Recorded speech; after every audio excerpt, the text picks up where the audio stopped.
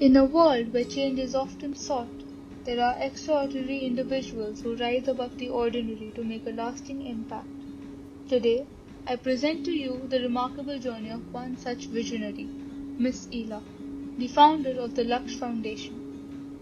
From fostering environmental consciousness to empowering communities, Miss Ela's legacy is a testament to the boundless power of compassion and education. Join me as I delve into her incredible journey and discover the impact she has made. Okay, it all started very organically because I was a total city slicker. I lived in Delhi, me and my husband with our kids, and we went to city schools. And it was only in 1997 that we bought this farm, which was just a patch of land, and there was this beautiful lake. But I knew nothing about cultivation, farming, anything. Me and a shoka tree and a neem tree was one and the same. I didn't even know what a mango tree looked like. But my husband had a farming background, so he set up the farm. But it was in 2005 when we shifted to Gurgaon that I stopped working. We shifted to Gurgaon because my husband did, joined Indigo and was part of the startup team. And he had no time for the farm then. So I inherited it. And my mother was down with Alzheimer's, but I used to bring her here to the farm. And when I did a little reading on Alzheimer's, you see that aluminium vessels are bad for the brain, chemicals are bad for the brain, pesticides, urea, all those things that we've got from the West. So the first thing I did was stop all that. Because of that, I needed some substitutes. So I needed bio pesticides, bio fertilizers, and then the dairy started. Because otherwise I had to get gobar from Vasant Kunj, for my worms and for the farm. So my husband said, you better keep some cows and you sell milk as a byproduct. So that's what we did. We kept the cows, we got the gobar, and we still have a vermicompost. So this was in 2006. Then the milk had to be done, so then I didn't like the way commercial dairies. Everyone said, no, you keep machines. I said, no, I won't keep machines. It's bad for the udders of the cow. So we decided to keep our cows happy. And like the villagers, they don't, like in commercial dairies, they remove the calf when it's born. No, the calf will drink the milk, make the mother happy, and then whatever leftover milk is, we will use or sell or whatever. So we try to do things which I've learned from the villagers. My family had farms in UP. So after my mother died, whatever my inheritance was, I plowed it into this land. I bought the land. I was getting exotic bulbs from Holland and plants from South Africa, Australia. None of them survived. Then I said, oh, we have to be local. We grew local. And so now then we started learning from the labor. Where do you get your seed from? There's a shop outside in the village. So I said, okay, I'll get my seed from there. And when you plant, he said, देखिए जब हम जोतेंगे आप जोतो. When they start plowing, you start plowing, and you'll be okay. So that's the way you learn. Slowly you learn practically. We learned a lot from the rural, our villagers. It's very local because there's less wastage in local methods, and it's less costly. I said we are organic for the last 15 years. Before that, we were not organic. We were using the urea, DAP and all that. We knew, we didn't know, we did not know better.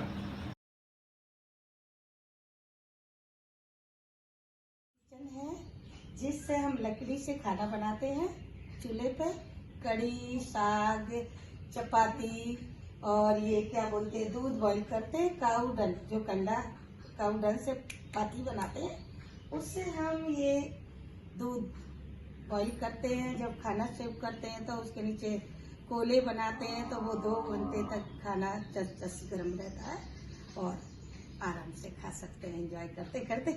जी. और मेरा नाम रज्जो है, मैं मागर गांव की रहने वाली हूँ.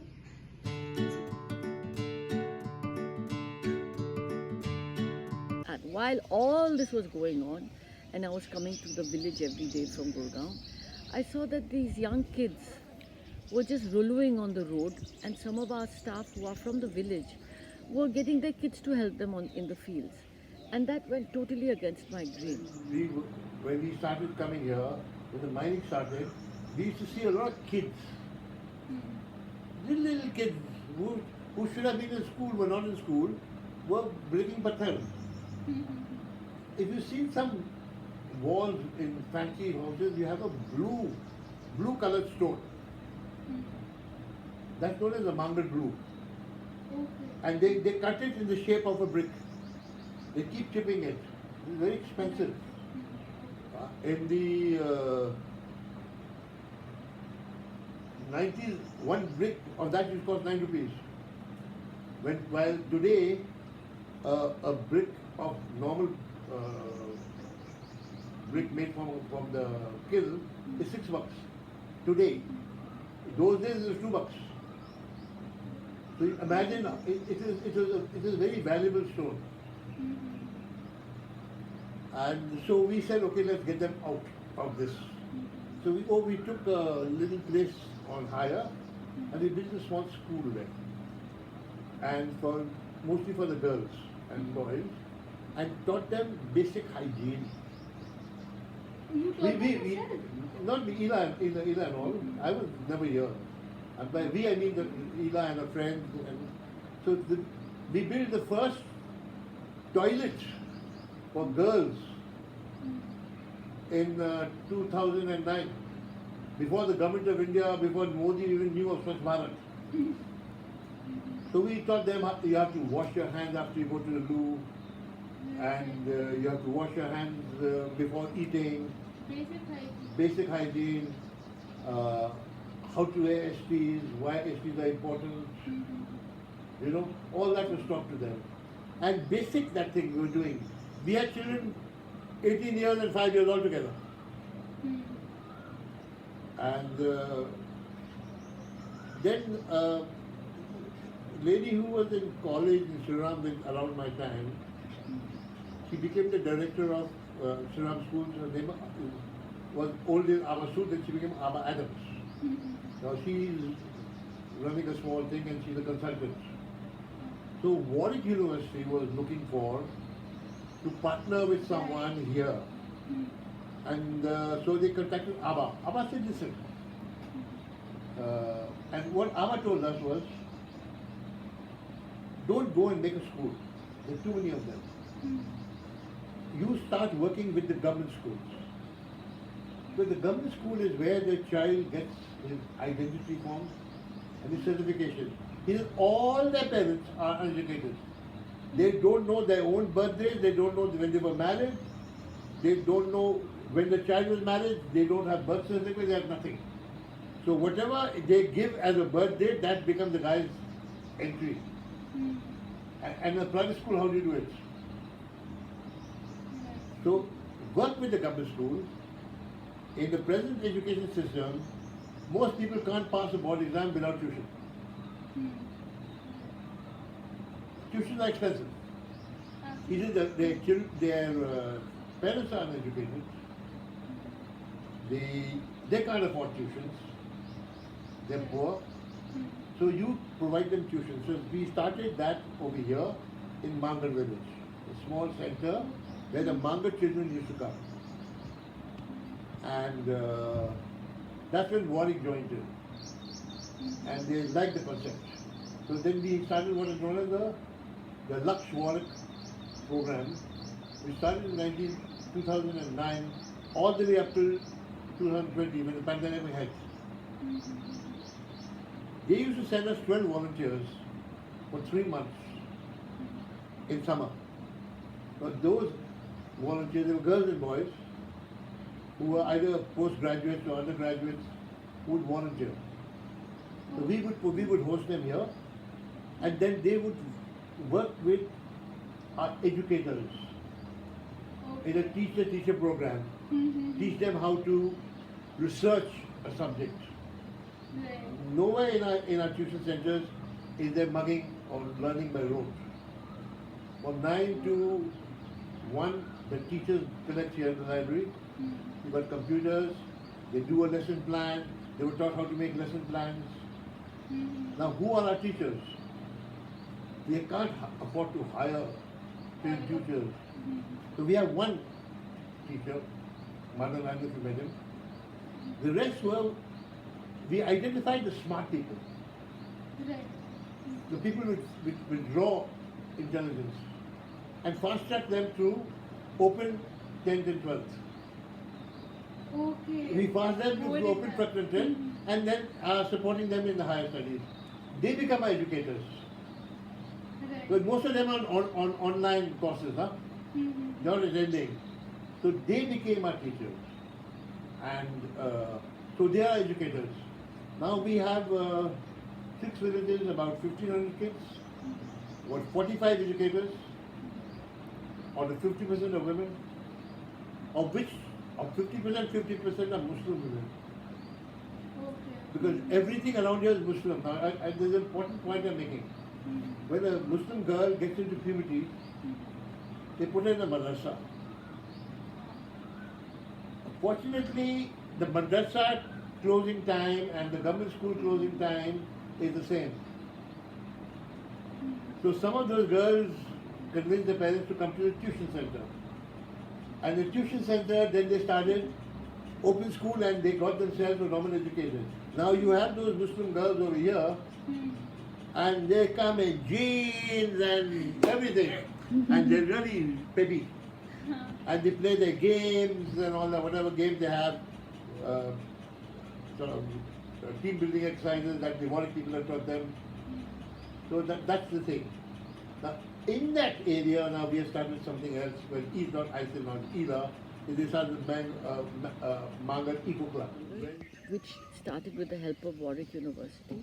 And then I realized that I won't have enough teachers.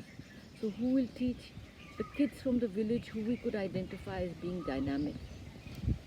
Many of them, they hadn't even passed their 10th, but they had kind of leadership qualities. Kids would listen to them, they would think on their feet. So we identified them, and with Warwick University, they structured our teachers training program. So the young students come to us in the morning. They have their teachers training in at the farm, at our resource center. They learn how to make their lesson plans. They discuss with our director if they have any problems during the tuitions. And they're here from 9 to 12 or 12:30. Then they go back to their villages. And in their village, we have now 7 villages where we've set up tuition centers. So we have about 10 tuition centers now in 7 villages. So that's how our tuition story has come up. So we don't have a school. And I think everything has come up quite organically. It's not because this whole education thing, I don't understand that, giving back to society, that is but I have done it because it was the right thing to do. It was in front of us and I had people to help me. I mean, they were eager to help me and the funds came in. So I've been very grateful to our family and our friends. I don't have any corporate help as such. It's negligible.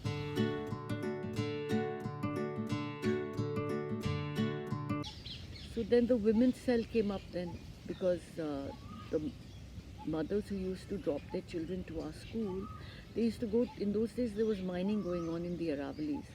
So they used to go to crush stone in the, break stone in the Aravalis from the mines. So then we asked them if they wanted to learn how to stitch. And that's how we opened our stitching center. And we taught them how to make patches, how to stitch patches, do the embroidery on them. And then they were converted into jackets. And they've been sold online. So that has been, and bed covers. So that's been the women's empowerment thing.